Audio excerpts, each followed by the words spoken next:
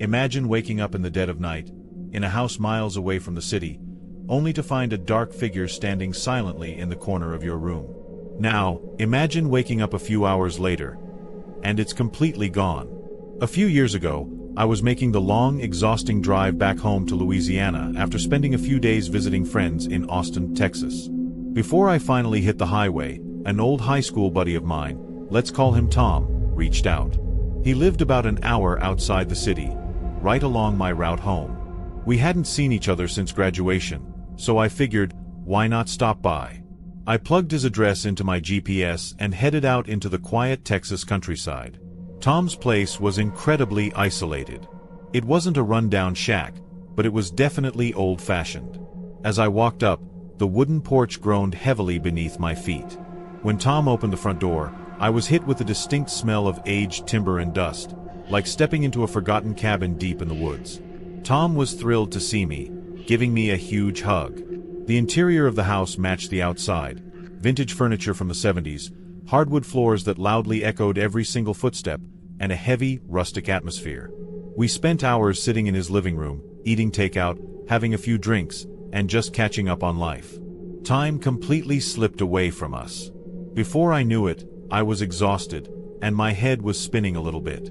Noticing how late it was, Tom told me I was in no condition to make a long drive through the dark country roads. He offered me his spare bedroom for the night. It made sense, so I happily agreed. He led me down a narrow, dark hallway to a room tucked away at the back of the house. I was too tired to really examine my surroundings, but I immediately noticed how heavy and stale the air felt. It was obvious no one had slept in this room for a very long time. I didn't care, though. I practically collapsed onto the mattress, instantly falling into a deep, heavy sleep. Sometime in the middle of the night, my eyes fluttered open. The room was pitch black, save for a faint, pale slice of moonlight sneaking through the window blinds.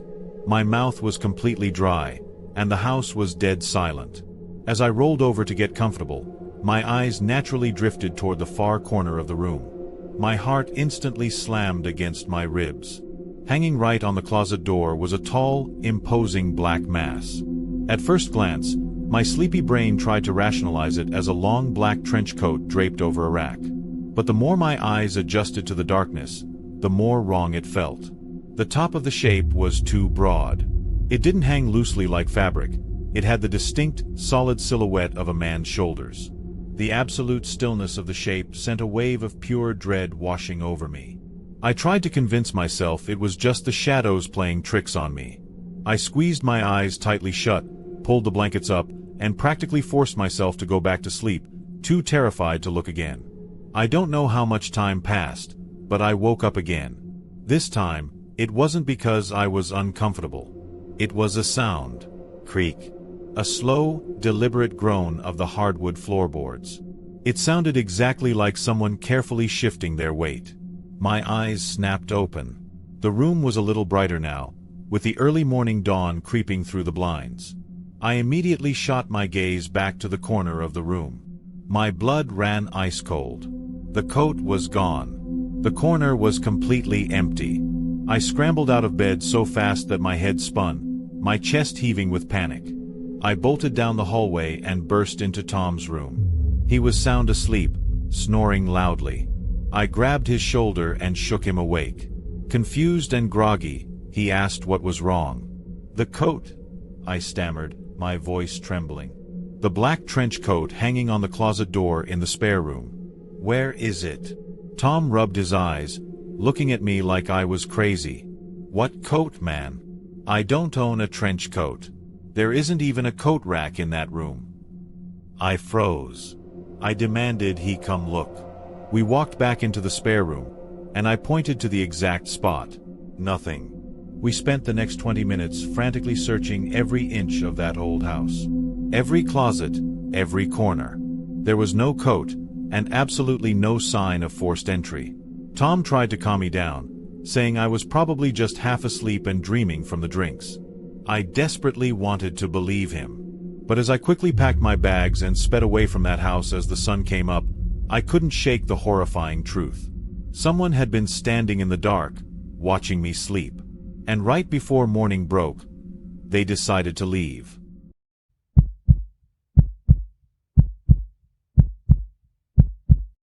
What if the one night you decide to camp out in the wild, you accidentally set up your tent right in the middle of an active crime scene? When I was 18 years old, my parents, my best friend, and I embarked on an 8-hour road trip. The plan was simple: visit a massive theme park the next morning and spend the night at a local campsite. We had all our gear packed in the trunk and were ready for a fun, relaxing weekend. But when we finally arrived in the area, we realized we made a huge mistake. A massive local sports tournament had brought thousands of people into the city, and every single established campsite was completely booked out. With no hotel rooms available and darkness quickly approaching, we were forced to get creative. We drove out of the city limits and deep into a dense, isolated nature reserve. After miles of driving down dirt roads, we found a lonely gravel parking lot surrounded by towering trees, just a short walk from a dark, secluded beach. A passing hiker assured us it was a safe spot to set up camp for the night. She couldn't have been more wrong. As we unpacked our gear, I noticed we weren't entirely alone. Parked in the far corner of the lot, hidden in the shadows, was a beat-up, abandoned-looking vehicle. The windows were dark, and there was no one inside. It gave off a deeply unsettling vibe, especially since the reserve was practically empty, but we were too exhausted to overthink it. We set up 2 tents side by side, my parents in one, and my friend and I in the other. By 11 p.m., the woods were pitch black. We were just laying in our sleeping bags, eating snacks, and scrolling through our phones in the dark. Right around midnight, the dead silence of the forest was violently shattered. Clang! A heavy, metallic thud echoed across the gravel. It sounded exactly like a large steel shovel being tossed directly onto the rocks. My friend and I instantly froze. The noise had come from the exact direction of that abandoned car. A few seconds later, we heard the heavy scrape of the shovel being forcefully thrown into a trunk, followed by a violent slam. The car's engine roared to life, and the tires screeched as it sped off into the pitch-black night. Trying to rationalize what just happened, I nervously texted a buddy of mine who lived in the area, telling him exactly where we had parked. His reply made the blood drain from my face. He warned me that this specific beach and the surrounding woods were notorious for organized crime, serving as a hotspot for highly dangerous, illegal activities in the dead of night. We were sitting ducks. 10 minutes of suffocating silence passed. We had just started to convince ourselves that the worst was over when, out of nowhere, the most agonizing, blood-curdling scream of a man ripped through the trees. It wasn't a yell or a shout. It was a scream of pure, absolute terror. I was trembling. I immediately called my mom's phone. When she finally answered, she sounded groggy and annoyed, claiming she hadn't heard a thing and telling me to go back to sleep. But there was no way I was closing my eyes. Every minute stretched into an hour. Suddenly, the woods went completely silent again. Not even the wind was blowing. Then, my heart stopped. Crunch. Crunch. Slow, stealthy footsteps were walking across the gravel, heading straight for our campsite. Someone was out there, creeping around in the dark. The footsteps moved past our tent, paused right outside my parents' tent, and then slowly circled our parked car. Whoever it was, they just stopped and stood there, staring at our frail nylon tents in the dark. We barely dared to breathe. Suddenly, bright headlights violently illuminated the trees. The same car from earlier had returned. I risked a tiny peek through the mesh window just in time to hear a car door slam shut before the vehicle peeled out of the dirt lot once again. Less than 5 minutes later, the flashing red and blue lights of a police cruiser tore down the exact same dark road, chasing right after them. We spent the rest of the night locked inside our car, terrified to step foot outside until the sun came up. When we finally packed up to flee, my mom looked pale and horrified. She confessed that she did hear the footsteps in the night. Even worse, when the person stopped outside her tent, she heard deep, ragged, heavy breathing just inches from her face through the thin fabric. Later that evening, safe at home, I decided to research that nature reserve online. My stomach completely dropped. Just days before we set up our tents, a man had been brutally eliminated there over a massive underworld debt. And 2 other individuals had recently vanished from that exact same beach without a single trace. To this day, I can't stop wondering. Who made that horrifying scream in the dark? What were they doing with that shovel? And when those slow, heavy footsteps stopped right outside our tents, was the killer checking to see if they had left any witnesses?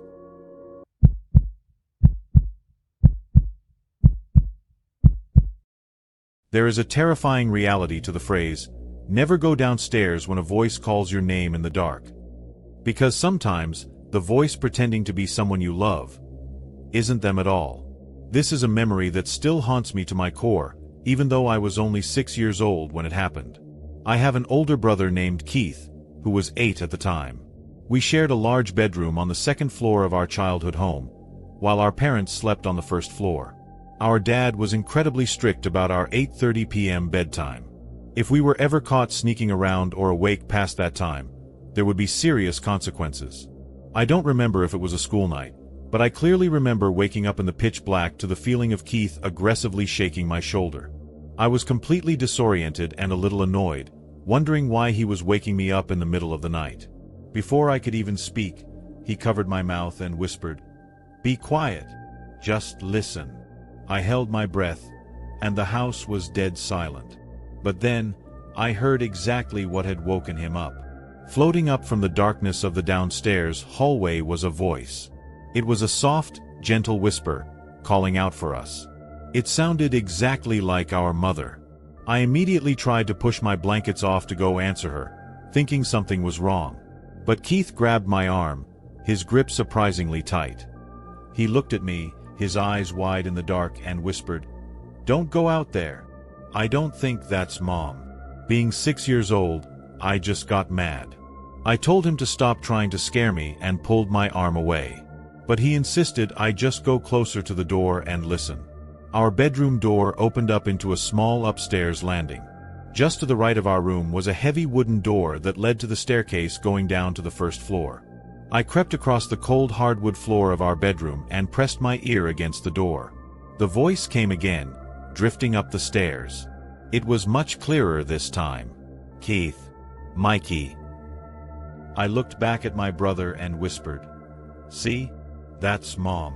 Keith shook his head slowly. "No, it's not." Somehow, as the little brother, I suddenly felt this surge of stupid, childish confidence. I wanted to prove him wrong. I slowly turned the knob of our bedroom door and stepped out onto the landing. The voice had stopped. I whispered back to Keith that Mom must have walked away. But he just kept staring at me, terrified, telling me to come back inside. I ignored him. I walked over to the stairway door, quietly unlocked it, and pulled it open just a tiny crack, just enough to peer down into the darkness of the first floor. At the very bottom of the stairs, standing completely still in the shadows, was the silhouette of a woman. Instantly, a heavy, suffocating wave of pure dread washed over me. Every primal instinct in my body screamed that the person standing down there was a total stranger. It was not our mother. Whoever this woman was, she noticed the door open. She slowly tilted her head up, looking right at the tiny crack I was peering through. And then, in a sickeningly sweet whisper, she said, "Hi, sweetie.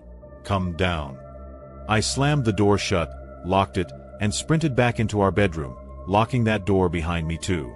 I burst into tears. Keith didn't even say, "I told you so." He was just as terrified as I was. We quickly agreed on a plan.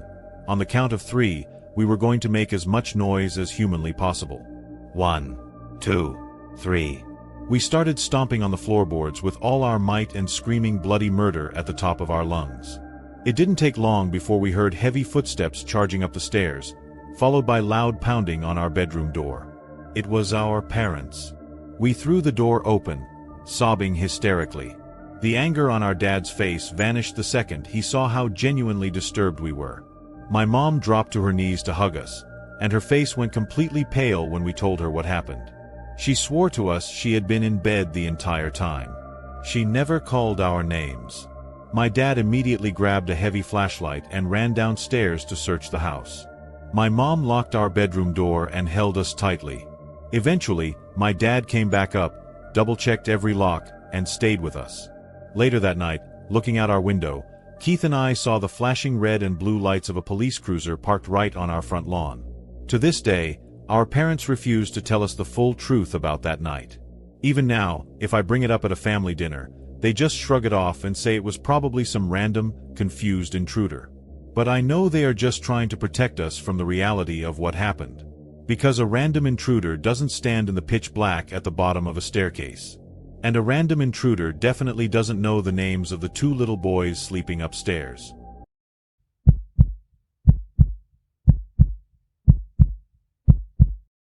Have you ever felt the hairs on the back of your neck stand up, screaming at you that you aren't alone in the dark? Now imagine looking over your shoulder and realizing your absolute worst nightmare is walking right behind you. I was 16 years old, living in a quiet, sprawling suburban neighborhood. It was a Saturday night, and my best friend, Haley, was hosting a small get-together since her parents were out of town. My house was only a 3-minute drive or a 20-minute walk away, so my mom dropped me off. She was going out on a date that evening and told me that if it got too late, I should just walk home or get a ride from a friend. The night started off great with my core group of girlfriends. We were hanging out in the backyard, listening to music, when Haley completely betrayed my trust. Without telling anyone, she had secretly invited a group of guys from our high school over. The worst part? One of those guys was someone I had a very complicated, annoying history with. I was furious. Haley thought she was being a cute matchmaker, but it just made the entire atmosphere incredibly awkward and uncomfortable. Feeling totally alienated in a house full of people, I decided I wasn't going to stick around. I grabbed my jacket and slipped out the front door, leaving early. As I started the dark, lonely walk home, I angrily texted Haley, letting her know exactly how upset I was. The suburban streets were dead silent. The only sound was the cold wind blowing through the trees and my own footsteps echoing on the concrete. But about 5 minutes into my walk, I realized something was wrong. Crunch. Crunch. There was a second set of footsteps echoing behind me. I slowed my pace. The footsteps behind me slowed down, too. My heart skipped a beat. I swallowed the heavy lump in my throat and glanced over my shoulder. Walking just a few yards behind me was a middle-aged man. He had the hood of his dark sweatshirt pulled up tightly over his head, and his hands were shoved deep into his pockets. He looked right into my eyes, stretched his face into a wide, unnatural smile, and softly said, "How are you doing tonight?" I quickly muttered a polite, "Hi," turned my head forward, and kept walking. People walk in the suburbs at night, I tried to tell myself. But the dread in my stomach was growing. The walk to my house was not a straight line. It required multiple turns down different winding streets. I took a sharp left. I glanced back. He was there. I took a right. He was still there. The distance between us was slowly shrinking. "Isn't it such a beautiful night?" "I just love this weather," his voice called out from the dark behind me. "Yeah," I replied quickly, my hands trembling as I unlocked my phone. I started frantically texting all of my friends, begging someone, anyone, to come pick me up. Ironically, the exact boy I had left the party to avoid, "Let's call him Brandon," replied immediately, saying he was jumping in his car to come find me.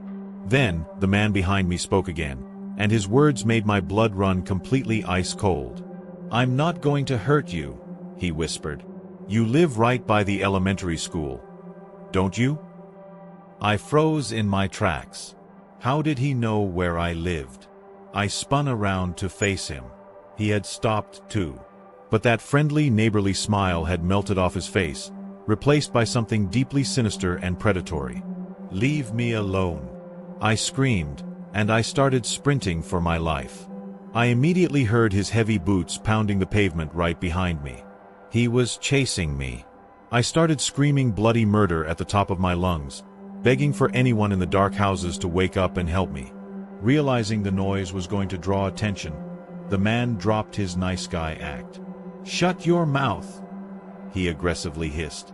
Porch lights suddenly began flickering on down the street. Realizing he was out of time, the man stopped, turned, and bolted away into the darkness. A terrified older couple stepped out onto their porch and let me wait with them until Brandon's headlights swept down the street.